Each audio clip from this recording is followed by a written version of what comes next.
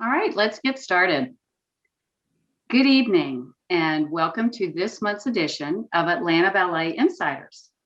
This month, we're focusing on the Atlanta Ballet Centre for Dance Education, which we all fondly call CDE, and we'll routinely use that term through today. I'm your host, Leslie Campbell Judge, and I am really glad you decided to spend this hour with us. Before we start, just two housekeeping notes for our attendees. Please remain on mute and off camera.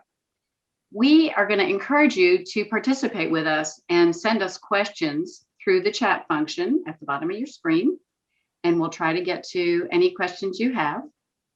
So let's get started with it. I'll start with the introductions.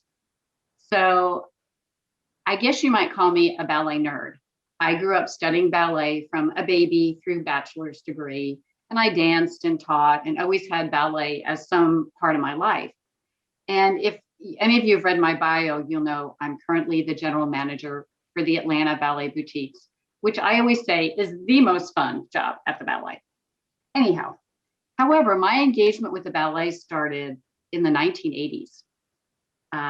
Then 23 years ago, I moved my daughter to study at the Atlanta Ballet Centre for Dance Education, and I became working as a volunteer for Sharon Story, our dean, hence the creation of the boutiques to fill our dancers' needs. And I served as a board member for a while and then was one of the founding members of the Corps de Ballet. And my daughter grew up and was a company member for several years. Then she moved on and I stayed. As she always says, you never graduated. So that's my little bio. But the best part of Atlanta Ballet for me is the colleagues we have in every single area of the institution. Today, you're going to meet 4 amazing, talented CDE professionals that bring so much to the process of educating our young dancers. May I present to you your panelists for this evening? Give a wave. First, Taylor Benion, Serena Chu, Kelly Tonina Cooper, and Kate Gaul. I'd like to invite each one of you to introduce yourselves, tell us your job title and what you do at the ballet and how long you've been with us. Would anybody like to go first? Kate Gaul, you didn't get my email. I nominated you as going first. So I would love to go first. Thank you, Leslie. Thank you for volunteering that. I was just being polite and waiting my time. Thank you so much. Welcome, everybody. It's lovely to know that you're there with us out in Computerland. I am originally from the UK, as you can probably tell from my accent, but I have been outside the UK for quite a long time now, having grown up, as most of us in the dance world, dancing and performing as a young person. I completed my teaching certification with the Royal Academy of Dance in the UK. Very briefly, I then moved to the Netherlands and I had my own school in the Netherlands, which I founded and I'm happy to say is still alive and thriving. And then we moved as a family to the United States, and I was looking for somewhere for my daughter, who was 5 and driving me nuts, to take ballet class. And I saw this lovely centre just across the street from where we were holed up in an apartment, and walked across the road and got her registered. And lo and behold, 6 months later, I was a member of faculty. That was 16 years ago. My daughter's long since grown up, and so has my son. They've both taken classes with us at the Atlanta Ballet. And as Leslie said, but I'm still here. I'm very happy to still be here.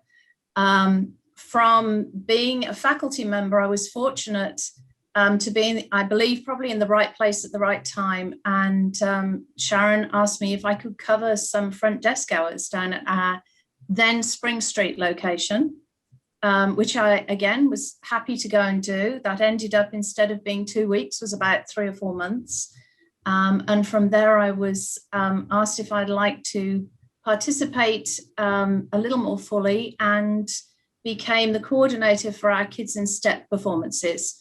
And I'm sure those of you watching are familiar with Kids in Step. If you're not, it's a wonderful program where we take live performances to young people.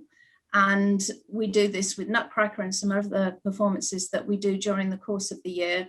And it allows students of all ages and stages to come into the theatre and experience an abbreviated version of a performance. Access to those students who probably would never have the opportunity to do this in their regular lives. So I was thrilled to be a part of that. And I did that for the year and I really enjoyed it. And then Sharon turned around to me and said, how do you feel about becoming principal over at the Buckhead Centre? Well, of course, this is where I'd started. This is where I was teaching. I was thrilled and privileged. And that was 12 years ago. And I'm still here, loving every minute of it. I love what I do. My title is Centre Principal, which means that I am in charge of the day-to-day running of the centre here, because obviously we're remote from the main centre. I have a colleague, Nicole Adams, who I'm sure many of you know over at our Virginia Highlands location in a similar role. So we run the day-to-day centre with the assistance of the rest of our wonderful CDE team and our many faculty and everybody else you're seeing on screen today. And also I am a member of faculty as well, so I still teach, which is so important and is that little nugget that sits in my heart every time I go into class. Great So, story. thank you, Leslie. I'll hand on over to the next person. Okay. Who would like to go next? I can go next. Thanks, Taylor. So my name is Taylor Benion. I am an Atlanta native. I grew up here. I started dancing when I was 3 and I haven't stopped since then. I went to school. I graduated from the University of South Carolina with a BA in dance education and exercise science as well. After graduation, I went on to perform professionally.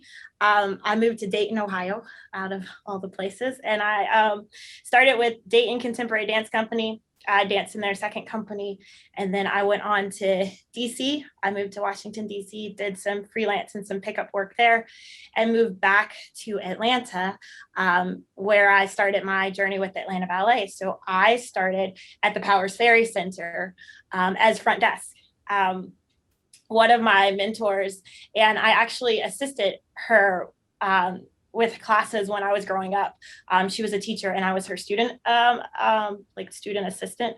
But Heather Conley, she hired me as front desk. And so I started front desk. And then from there, there were some opportunities to sub. So I started subbing classes. And somehow within that, I started teaching part-time. And I definitely enjoyed my time teaching. So much that I signed on to do it full time. So I work in the student division. I do creative movement, tiny dancer, all the way up to adult open division. But I'm mostly here at the Virginia Highlands Center during the school year. And then during the summer, I bump around a little bit to Midtown into Buckhead. But yeah, Great. I teach all day. Taylor. That's what I love. Good story. All right, Serena or I'll go.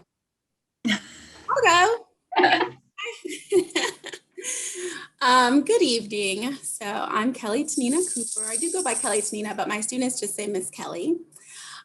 So I was born in Chicago, and I grew up between Chicago and Virginia. I am a child of 2 military people. So that speaks to a lot of why I'm so steadfast on rules and policy, which is the bulk of my role, my main role here. But I started dancing just around all over the place. When parents contact us and say, my child dances all over the place, I can relate because that was me. So when I was about 9 years old, I was in Chicago living with my great-grandparents and my great-aunt.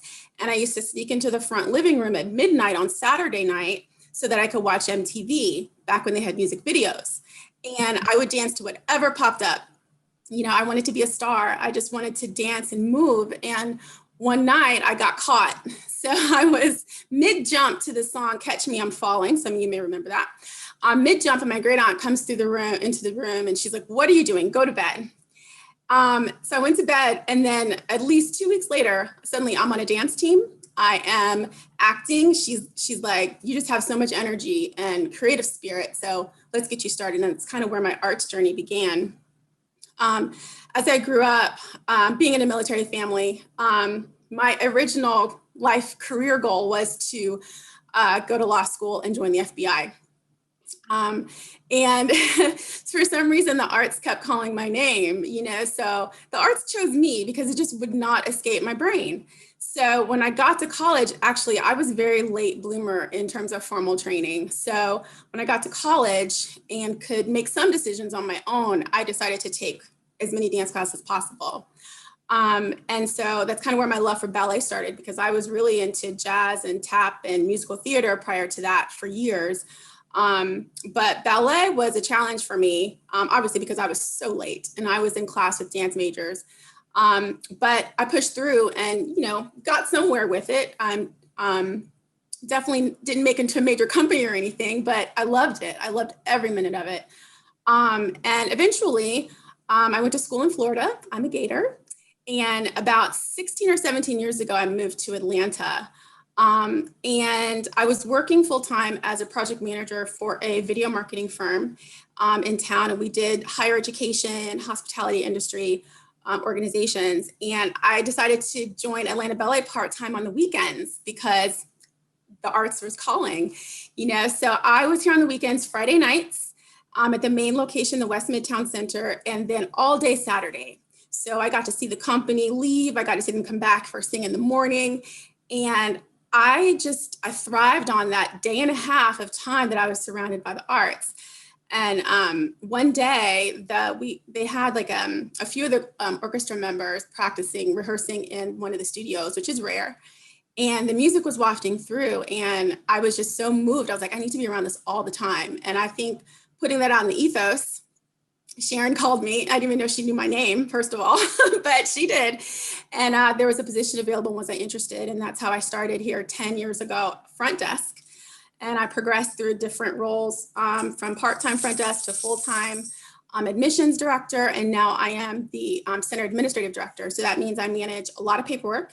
I take care of all the tuition billing accounts for all 3 locations. And on an average year, that's somewhere upwards of 1,100 plus students. I also teach 7 classes a week for ages 4 to 7. And I'm the co-chair of our diversity and inclusion task force and transformation team. So I manage several of those working groups working toward our D&I initiatives. So yeah. That's a great story. I mean, it's interesting. We all are in the same place, but we all came different ways, but here we are. Mm-hmm. All right, Serena. Hi, I'm Serena. I'm originally from New York, Long Beach, New York, Long Island. I started at a little school out there on Long Island, and from there went to the School of American Ballet that's associated with New York City Ballet. Got some training there and lots of performing opportunities and experience. I didn't realize at the time how lucky I was to have such a large theater to kind of start off my love of performing. I mean, that's really what I enjoyed. I was like, everybody doesn't do this all the time. So started at the School of American Ballet and then kind of took a whole nother direction and went to study at the Bolshoi School in Moscow for a few years to continue my training. So I've kind of had, if anyone knows about styles of dance, they're kind of 2 totally opposite forms. So I went from one extreme to the other, but I enjoyed it. I loved being overseas, learning totally being submerged in, dance 24/7. And then from there, came back, started, on my professional career. I was at Sarasota Ballet for 2 years and then went to Tulsa Ballet and did the bulk of my professional career at Tulsa Ballet. And after that, started to just guest around at other places and started to teach some more. And from there, soon after, I think Gennady had gotten this job here. I had met Gennady way back when studying. And so decided to see about possibly some teaching opportunities here. And now this is my 4th year here teaching. They say the rest is history. Pretty much, awesome. Yeah. Well, you are going to be answering my first question specifically about what you do, Serena. But I wanted to remind everybody that we are going back to the stage, even though it's outside in a parking lot. I hope all of you know that we're going to be at the Georgia Tech Arts Skyline series. I went and looked at the venue. It's fabulous outside. You can buy your tickets online. I don't know if we can put anything in chat about that, but basically we have 3 weekends coming up. We are so excited. Performances from April 23rd to May the 9th. Speaking of the 23rd, on the Friday night, which, April the 23rd, Arturo Jacobus just announced that the very prestigious Dorothy Alexander Award is going to be presented at the show that night. You want to be there, to our dean, Sharon Story. And this award was founded to honor people who have made an indelible mark on the Atlanta Ballet. Sharon will be only the second recipient to ever receive this award, the first recipient being our wonderful director emeritus, Bobby Barnett. So that's the beginning of the first weekend. And now I'm going to ask questions pretty much targeted to each one of these ladies. I got a lot of them, so we're going to move through these, not so quickly, but I want to try to get to all of them because I think they're interesting for our group. So, Serena, we are going to see AB2 that first weekend. Yay is right.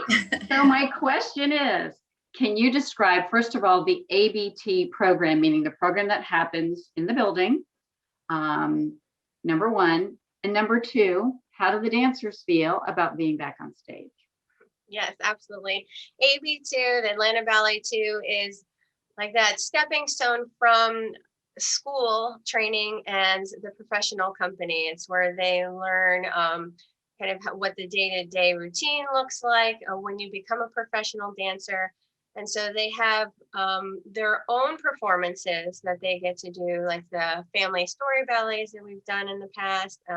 But then they also have usually, except for this past year, opportunities to dance with the company as well and really get the full spectrum of what's involved, what's expected. So it's great hands-on learning experience for them. They get class with me in the mornings, and then we have rehearsals for whatever ballets or projects we're working on, like the Skyline series coming up. And I think that both with everybody, they're super excited, maybe a little nervous, just because it's been a while since they've been on stage. But I think more than anything, they can't wait to get back, and I can't wait to see them. They've been working so hard and really are focused and just have been pushing themselves and getting themselves ready for this series. So it's going to be a great evening. Thank you so much. I really want to encourage people to check out the programming. We've got 3 different weekends with different programming, and we would love to see you over there at Georgia Tech. So Serena has just touched on AB2, which is the highest level of the school.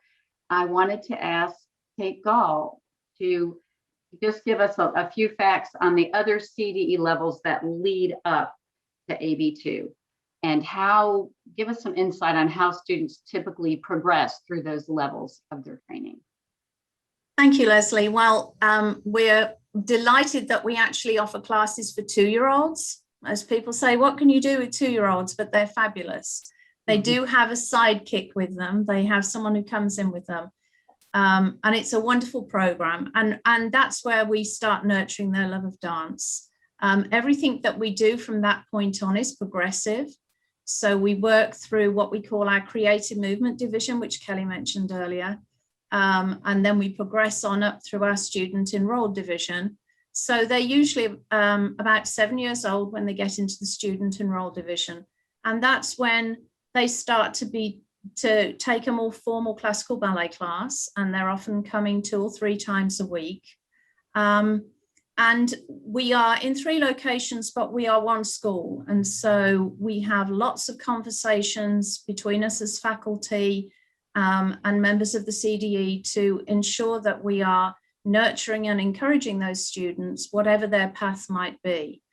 For the majority of our students, they become our audiences of tomorrow. So we are engendering in them a love of dance, an appreciation for the arts, and we hope that they will come and see us in the theatre.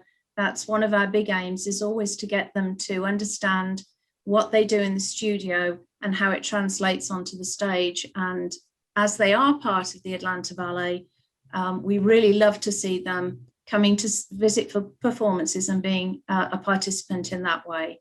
Some of our students will go all the way through the Centre for Dance Education classes, through our B levels, as we call them, and our C levels, and go on to university, maybe dance at university, maybe study with a minor in dance or choreography, or go on to many diverse routes. So there are lots of opportunities that way. And then we have our academy program, and that is where we start moving towards what Serena is talking about in the higher end of the school. And our academy program is for those students who have a real passion and desire to become professional dancers. It's an extremely hard road, as everyone can attest to, and many of those students, even there, will not attain that status of being a dancer in a company. But it's a really good life skill that they're learning. It engenders their passion. They get to perform in a professional setting.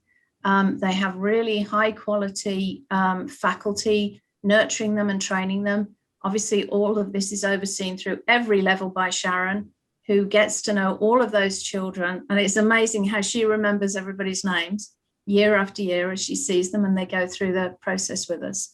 So there are lots of opportunities for our students. We like to nurture them from 2 years upwards.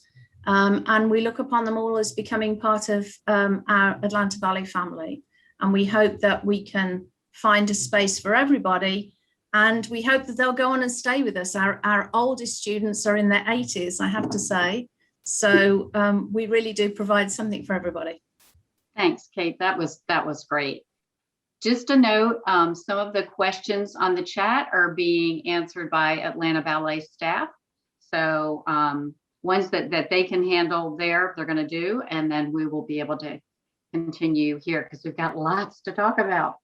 So we talked about the AB2 and the school itself and levels. How do you get into this? That I want to reach out to Kelly. Can you just tell us a bit about the process of enrollment at the center? If we're talking to people tonight that sound, the program sounds interesting to them and they want to get involved, how do they do that? Email. Correct. Or phone call. So, we have 3 locations, which, is highly convenient to get in touch with someone. All of the admin staff are working remotely right now, but we have access to our phones and everything. So, you can give us a call. You can, at either of the locations, you can email admissions@atlantaballet.com. And from there, we get some information from you about your student, what you're looking for, what level of commitment you might be interested in. And then we can kind of give you everything you need to know, from what the registration process is like, what the paperwork will be like, everything that you'll need, including tuition, including policies, communications, things like that. So everyone knows what they're getting into. In a normal year, one thing that we have missed out on this year is that, with brand new families, we normally register them in person. Every brand new family that comes to us registers in person. This year is new for us, obviously, and we have not been able to do that. But typically, we do that because we want them to come in. We want them to see the space. We give them a facility tour. We walk them through the registration process because it's a lot. I don't think people realize a lot of the time how large our school is, how many facets there are, how many departments are active, and that there's a professional company. I mean, I've had people be blown away walking through the halls and be like, wait, you have a professional company? Yes. So with that, I look forward to getting back into that habit next year, with being able to introduce people to us as a whole organization. But in the meantime, registration is a pretty simple process. We still walk you through it, give you all the information you need to know. And then from there, we set up a schedule, whatever works for you. And there's plenty of options. So it's nice and convenient in that way. So. Fantastic. Thank you, Kelly. I wanted to pop over to Taylor because we've heard from a principal and the administration end, and Serena, who works with the older dancers. You covered some of this in your intro, but what do you think is the most important part of your role as a teacher, particularly with the young children that you teach? Well, it's nurturing, like Kate said, nurturing their love for dance. So it starts from where you greet them at the door, with a smile on your face. Like, this place can become their second home. And then they learn how to accept constructive criticism. So you walk them through that process of, hey, I'm giving you a correction, but this correction is to help better you. It's to make you a better dancer. So let's learn how to process these corrections. Let's learn the proper etiquette, how you should act in a ballet class, how you respect your teachers, how you respect your classmates, how we're all a team. I just had a conversation with my class earlier about how we're all a team. So when one dancer messes up, we can all work together to help that dancer to get to where we all want to be together. So I think it's just the environment that you create in your classroom and the nurturing and the positivity, as well as like the constructive criticism, and how you respond to your that's the best thing to do. Yeah. Be happy, greet them, show them a place that they can belong. They're lucky to have such a great teacher. So I wanted to pop back to Kate to answer, if you had to say in a sentence or two, what is your most challenging thing to overcome or deal with as a center principal? In a sentence or two? Well, yeah. Or three. Well, I think in all fairness, it goes with the job. I mean, everything can be challenging from you get a difficult email, somebody is not happy with something that's happened, or the way they have a child has taken, just like Taylor's saying, taken some information, and you want to problem solve. I mean, that's what it's all about. It's helping through that process. There's nothing worse than than understanding that you haven't been able to fulfill what you've set out to do. And so, but I see that as a huge part of my function here, is to facilitate opportunities for our students to get the most out of everything they do, empower our faculty, and most importantly, make sure that I've said it before, that we are all working together. We are one family. Yes. Things can be difficult on a day-to-day basis. It might be that I can't find a place to park my car because the shops are busy. So, it's just understanding, meeting people where they are and trying to problem solve through those things. Yeah. And hopefully find some sort of equal ground. That sounds great. I know you're involved with not only the students, but the whole family to make everybody feel welcome. So Serena, I wanted to jump back. Kate mentioned Academy a minute ago, and you teach mainly, are the most common teacher within the Academy level. So my question is, what specific techniques and methods do we use to train these young dancers that are already expressing a desire to evaluate a professional career in ballet? Okay, great. Yeah. We follow the curriculum of Vaganova. It's a Russian-based training method, and it's just in the approach of, how you hold your arms and fingers. Ballet, for the most part, the vocabulary is all the same. There are just some slight differences in maybe the approach of certain steps and techniques. So we follow that Russian training method, Vaganova. I have that in my training background. I'm a fan. I think it works very nicely. I think it builds strength. It has a lasting, helpfulness to your technique. And so we start from all the levels. I mean, they all get the same, all the Academy levels get that from Academy 1 all the way up through Academy 5, so that they are working in the same style all the way through to help them progress. So they don't have, too many different techniques thrown at them at the same time. They can just concentrate on the one style. Fantastic. Thank you very much. So going back down to the young ones, I want to ask Kelly insight on teaching your youngest students, specifically in the creative movement area. I have taught that age. It is a challenge. Keeping attention, building on your learning. Give us some insight on what you do in your classroom with those youngest members of Atlanta Ballet Centre. Sure. So I'll start off by saying, and this is something I tell the parents too, and I know they're coming to me, is that I'm not the most whimsical teacher in the world. So if you're thinking that I'm going to pretend to ride a unicorn and push the clouds into a rainbow in the room, it's probably not going to happen. I've tried that and they just look at me like I'm not buying it. So I definitely take a more practical approach while I still keep it fun. I really want them to walk away with a lot of knowledge, and I don't talk down to them. They're young and they're little, but they absorb information readily. They remember things that I don't remember, so they teach me every day as well.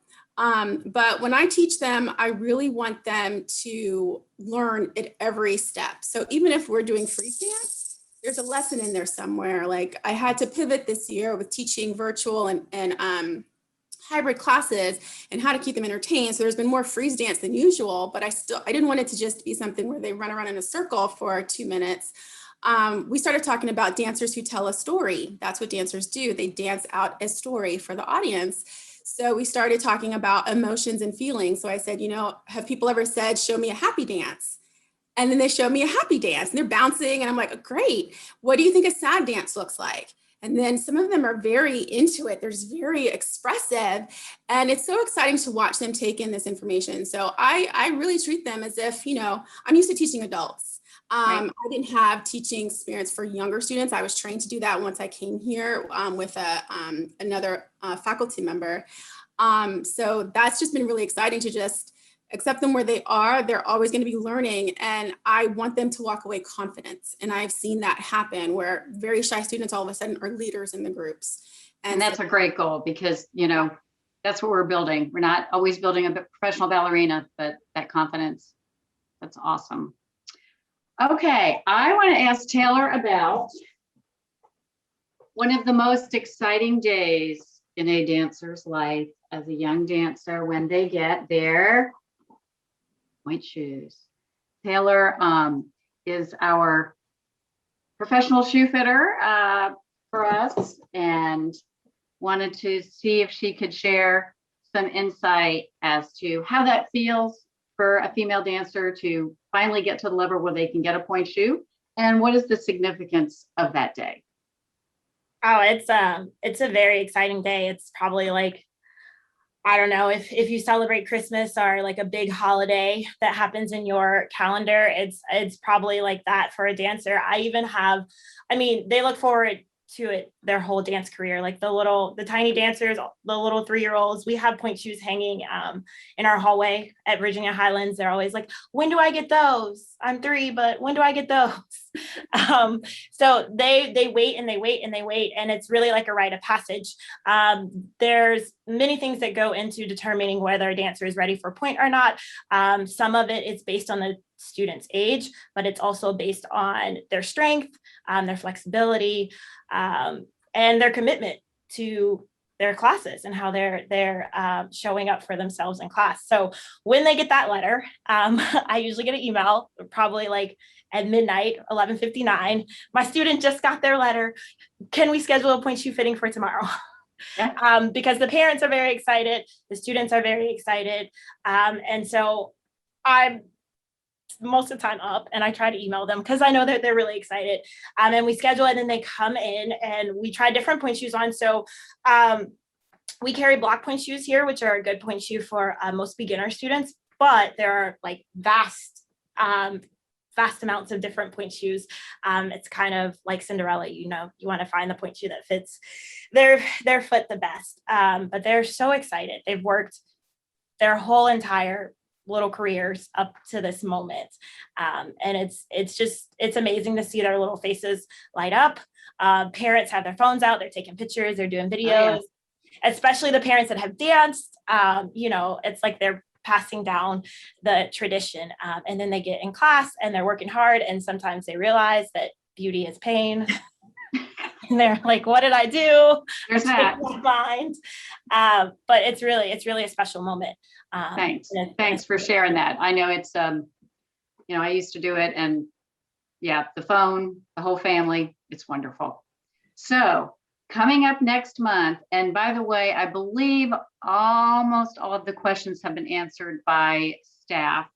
So feel free to go through chat and get additional information, because we've only been through 20% of the questions and 50% of our time. So I'm going to ask everybody to kind of condense your answers, because there's so much you amazing ladies need to share with our guests.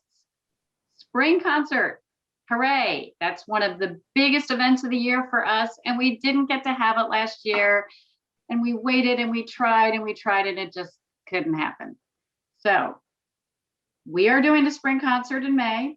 Details available soon. And it involves all the CDE faculty and staff. So, and I really mean like 4 or 5 sentences, gals, because if not, we're going to shortchange these people on Nutcracker and Fall. Kate, what is the favorite thing that the children are excited about at spring concert? Number one that you do.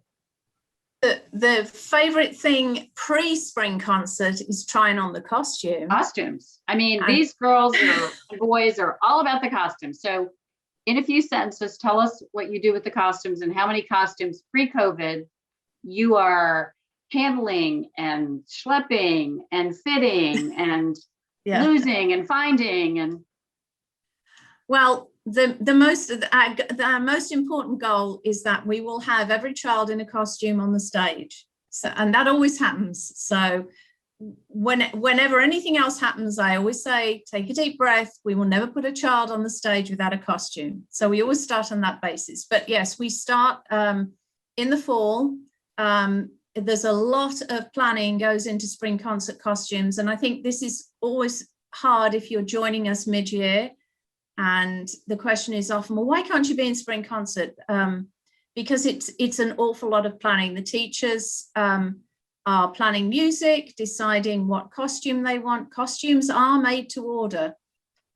Surprisingly, they're not just stock items. We do have a pool that we select from, and they are made to order. So it does take time for them to come through, and I'm talking about months.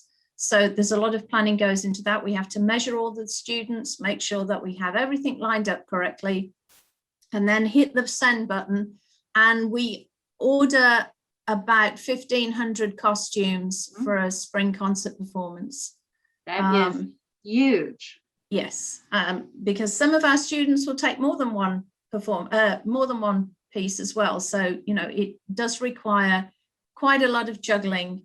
All of those costumes come in, they have to be sorted into their correct classes. They go to the teachers try them on. Many of our faculty lovingly take those costumes home. They steam the tutus. I know Kelly does that. And they will add some embellishment. They'll make headpieces. There's a lot of extra work that goes in. Labors of love from all those teachers. For absolutely. Sure. Yeah. And they look magnificent on the stage. Yeah. Well, we're excited to see them all next month. So speaking of a puzzle, this lady right here has a puzzle that she puts together with Dean Sharon Story for spring concert. All the classes, all the siblings, all the dates. And if you haven't been to one of our spring concerts, it's like Disney World. There's people waiting to get on the ride, and they're on the ride, and then they walk out the other door and they're off. And we do that. Goodness, last year, what, like 8 shows a day, 11 shows in a weekend. So it is a big puzzle to put together. And Kelly, if you would just say a few words about building that, the schedule and working around everyone's preferences and teachers and siblings and all the stuff you do. Yes. So planning spring concert at that point, when it gets to my lap, after spring concert fees are squared away and taken care of, it is like a logic puzzle. And luckily, I love logic puzzles. I actually do them for fun. So yes, there are a lot of things to consider, you know, the music, you know, or is anyone using duplicate music? Is anyone having duplicate costumes? Students who are in more than one piece, siblings. and then other ramifications with faculty and things like that. So it's a huge undertaking. And then, we do get parents who email and say, oh, I have my other child's graduation on Saturday, so can we be on Sunday? And I'm like, I will try to see what I can do. And so I take all those special requests into consideration as well. And most of the time I can manage all of them and get the schedule together. This year, it's been especially difficult. Sharon did take over and do that this year because I had other things that have just been boiling over to get done. But yeah, it's a task. So when people have something, it's like, I'm gonna try. You do a great job at it. It's amazing every year. So last question about spring concert. One of the things that we enjoy is that our upper level dancers are there, and the parents have something to look to and think, my goodness, if my child stays in this program, they can be that young lady or that young gentleman on stage. So my question for Serena is, what does it mean when you stage a performance or variation? We see that word used, and people that aren't in the ballet world or backstage, I'd just love for you to say a few words on what staging a performance or a variation means in our world. Yeah, sure, absolutely. So staging basically means getting it ready for a performance level. Some, say a solo, might have slight variations in the steps or the arms. So my job, for example, is to specify exactly each step, each arm, musicality, all of that, and to get it ready for the stage, or for a whole entire ballet, to get it ready from the studio to performance level, where they're ready with the costumes and the lights and everything. So it's prepping it in the rehearsals, making sure every moment is accounted for, rehearse down to the details to get it ready for what you see. It looks hopefully effortless. That sounds great. Well, we'll be looking forward to seeing your dancers not only at Tech, but on the stage at Spring Concert. So I'm skipping over some questions because I want to try to get in all these topics. One thing all 5 of us ladies know, and everybody that works at CDE, is we don't have a downtime, right? We just kind of roll from one event to the next, and it's fun. But while we are well into registration for our summer programs, which will be on our heels the minute Spring Concert is done, we're pleased to say that many of our programs are at or near capacity. And hopefully we can put some information in chat if you're interested in finding out about our summer programs. But they are wonderful, and every classroom is filled from the morning until the night. So I want to start with the little ones. Taylor, what do you recommend your little ones do for a summer program? So for the little ones, it works kind of very similar to the school year. We have a once a week class for 45 minutes, and they just take it throughout the summer. So really, if they wanted to, they could just continue kind of seamlessly throughout the summer. Or it's a good opportunity, like if your kid turns 2 in May and you've been dying to get into that tiny dancer and be, that would be your opportunity to jump in with the tiny dancer and be. Or if they, if they turn 3, they can get into the 3-year-old class. But just once a week for 45 minutes. Yeah. Okay, that's a good answer. Because I know parents are always concerned about how much for the summer, a little bit of a break, but you don't want to not do anything. It really helps. It's a great introduction. Summer's shorter than the school year, so it's a smaller commitment, so you can see how your child does in the summer, and if they're like really, really into it, then you can continue throughout the school year. It's a good taste tester. Good answer. Thank you. So on the topic of summer, Kate, can you tell us just the names of the programs that are at your location at Buckhead and at Virginia Highlands? Yeah. Yeah, absolutely. So as Taylor mentioned, we have our creative movement classes. Those are basically for our 2 to 6-year-olds. Layered over the top of that, we also offer something for 5 to 7-year-olds, which is called our Young Dancers Summer Experience. And that's a week of classes rather than just a once a week classes. So we're giving you the option. Young Dancers Summer Experience is lots of fun.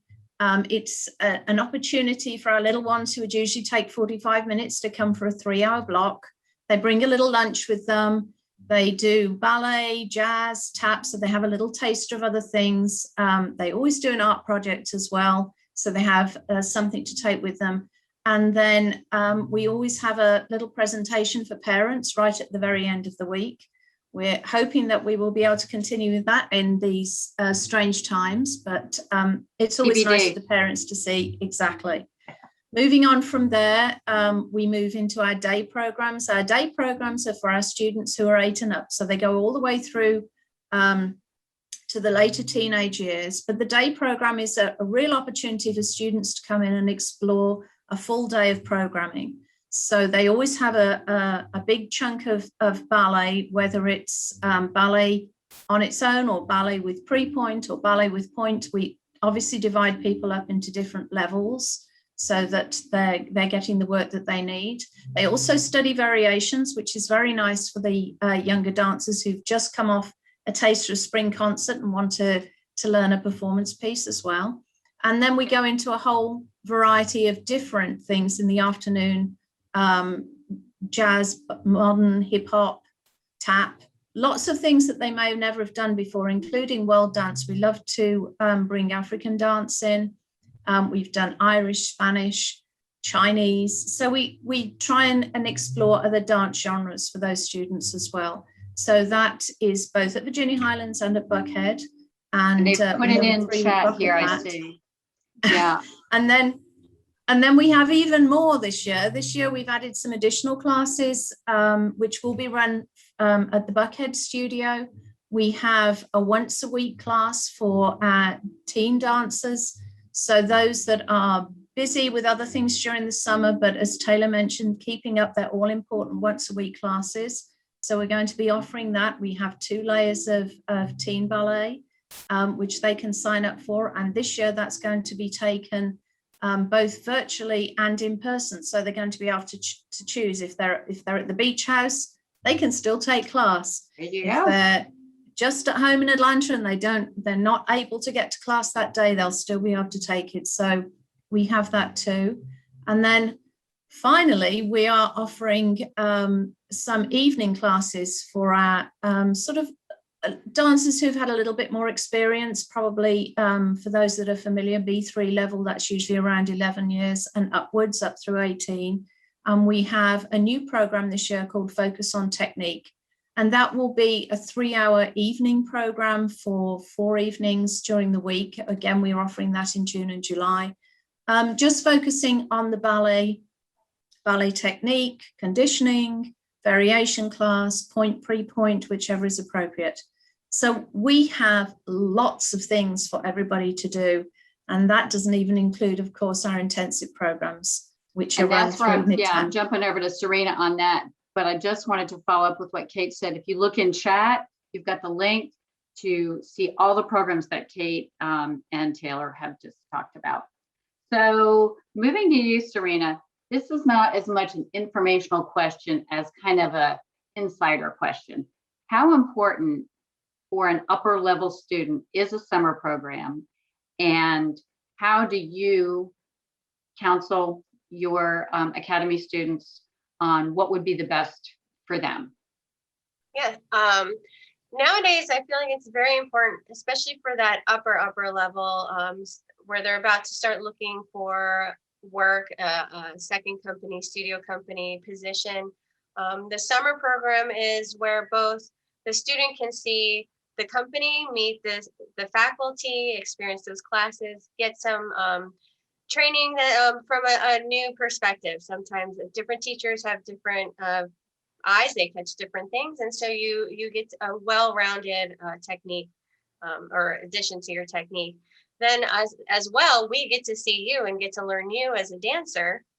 And see if maybe this is a good fit somewhere where we would like to see more full time. It's a great way to just get to know each other in that first step for the summer. So it's great for all the levels, but especially as an older level student to really get to know each other. And the academy as well. At the academy at the younger ages, we still like them to continue training with us because like I said earlier, they're getting the same sort of technique. It's not too many different techniques at once, especially for younger dancers, can get a little confusing. So we stick with our Vaganova style.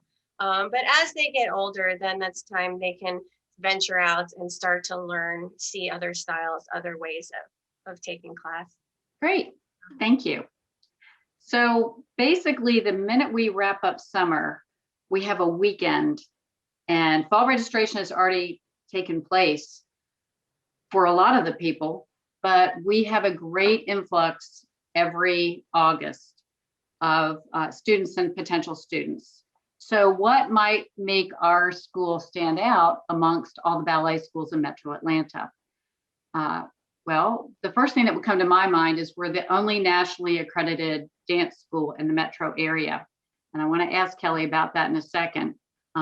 Just a quick background. In 2002, I assisted Sharon Story in the process of obtaining accreditation from National Association of Schools of Dance. I really, at that point, was not really familiar with them. They mostly do accreditation for collegiate level programs, but it's a very arduous process, including a written self-study. We went and attended their annual conference in Tucson. Then they come and do a site visit, look at your facility, watch your classes. We were accepted in 2003 and have consistently maintained a curriculum and the facility to meet their very strict standards. And currently, our dean, Sharon Story, is president of NASD, which we're all very proud of her. So this is a question just for Kelly. Tell us about and share with our guests tonight what that means as a ballet school, and especially for you, talking to prospective students, how that impacts your interaction with them, especially as we're doing our fall registrations. Sure. It's highly impactful in that, we're one of only 6 professional schools accredited by NASD in the country. So that means that, like you said, our curriculum has been reviewed by a team of professionals in the industry and approved. And I was here as well when they did the site visit for our 10-year accreditation, and there was so much preparation for that. They review files, physical files, they ask questions. So the files are in my arena. So being able to show a student's progression from the time they join us to the time they leave us is important. And to see how they progress. And that is where our accredited curriculum comes in, so that people can see we have students who are amazing and they're producing results. They are really fortunate to be able to have faculty that can share their knowledge, but also follow a curriculum that has been approved. It's a big deal. Yep, awesome. So we come back and everybody's registered and the classes start, and all of a sudden it is, hang on, Nutcracker time. We jump right in with student auditions and rehearsals and everything that goes with Nutcracker. It's fantastic. Boy, did we miss it last year. We loved the drive-in, but we are all looking forward to doing Nutcracker this year. Since 1959, Atlanta Ballet has been bringing joy to the Atlanta community with this classic. And every person in the Center for Dance Education works Nutcracker. Everybody, no matter what your job is. So I wanted to see if anybody had a backstage story from Nutcracker. Well, I can say, so with Nutcracker, I get to teach the chicks. So they're our youngest participants.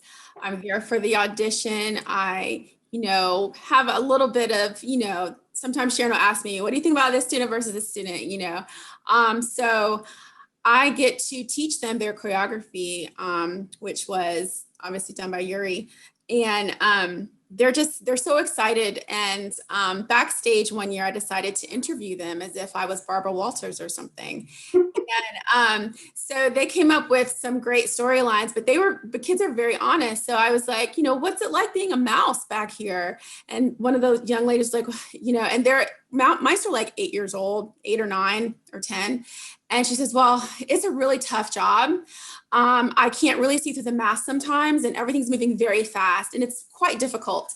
but I enjoyed a lot. Like she was just so professional, this 9-year-old with the interview. So they're just a hoot back there. It's really loud backstage because they're very excited. I think I'm more nervous than they are when I'm back there waiting for cues to take them up, but it's electric, the energy back there. It's fun. And I know that all of these ladies are there hours and hours, but we don't mind because we love being there with the kids. Kate, any little Nutcracker perspective to share? I know you're backstage all the time. I think my overriding thing about Nutcracker is as Kelly said, we're back there really making sure that the children remain safe, because obviously we have a lot of young people in the performance, but they're so professional. But by the time they've done their first performance, they're not nervous. You know, they know what they're doing, they know where they're going. And you're almost their accessory. It's quite amusing when you watch them sometimes. They get back there and they know exactly where to stand, and they know their cues. So I think that's testament to, as Kelly's saying, how well they are prepared, so that they really have a sense of importance. They really understand the magnitude of what they're doing. And they go out on that stage and they give it everything. Yeah. And then they come off stage just like any other dancer and they start critiquing. I forgot this time. Did you see that one? It's entertaining just to listen to them. But yeah, they're magnificent. They're so well prepared and they're so professional, even the tiny little ones. And they're just a joy to be around. Thank you. Thank you for that. Before we move on, Serena or Taylor, anything to add on Nutcracker? I think they covered it all. It's really a great time of year. Well, I was asking Leslie, could I just ask one thing of you? Could you tell us how many people you have working at Nutcracker? I have usually 150 to 175 different volunteers, with 20 some shows. Each gives 5 hours per show. So I have about 10,000 volunteer hours. And a lot of times I train a person that is only there one time. Most of them behave, but some of them every once in a while give me a really good story to tell. Well, thank you to you, because that is a huge job that we know you undertake, and you undertake happily and willingly every year, you and your staff. So before I do a little wrap up, Kelly, if you can make it brief enough, I can't leave without telling the story about your child and the posture. So this is under the category of leave them laughing, and then I'll do my wrap up. Okay, Kelly. So this happened actually probably 3 or 4 weeks ago. So this was my 4-year-old class, and it was Saturday morning, and I teach them about posture, and so I demonstrate what bad posture might look like and what's good posture might look like. And they got really good at it. And so we're going down the hall because we needed a bathroom break, of course. And as we're walking down the hall, a company dancer was coming down the other way, and she stopped in front of her studio and bent over, I think, to take off her shoes. And one of my students points at her and says, "Miss Kelly, that's bad posture." And I just kept walking because I was like, oh no. I don't think she heard, but the dancer heard, but I was just like, come on, let's go to the lobby. See, they're taking what all of you ladies say at face value, because you're their stars. That's funny. I appreciate that. Thank you so much. Well, our time is coming to a close, and there was so much more we were going to share with y'all, but this was just great, and we'll do it again sometime.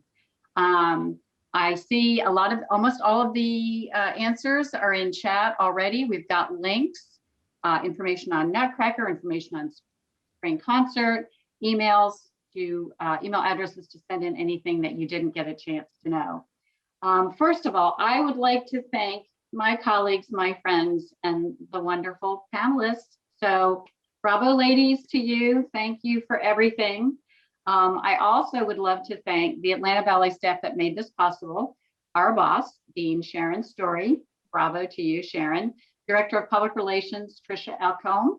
Public Relations Director, Julia Berg, who is like our therapist getting us ready for this. Thank you, Julia. Meredith and her technical help, our group sales manager. And last but not least, Dana Hilton Calabro, our Director of Data Services, that made all this happen, because we know ballet, but we don't know this. So anyway, all of us at the Atlanta Ballet send our gratitude to our friends and supporters tonight for sharing your time with us. We look so forward to seeing you at Georgia Tech Skyline Series, at Spring Concert, around the building at the center, and at the 2021 Nutcracker at Cobb Energy. Thank you so much and have a great night.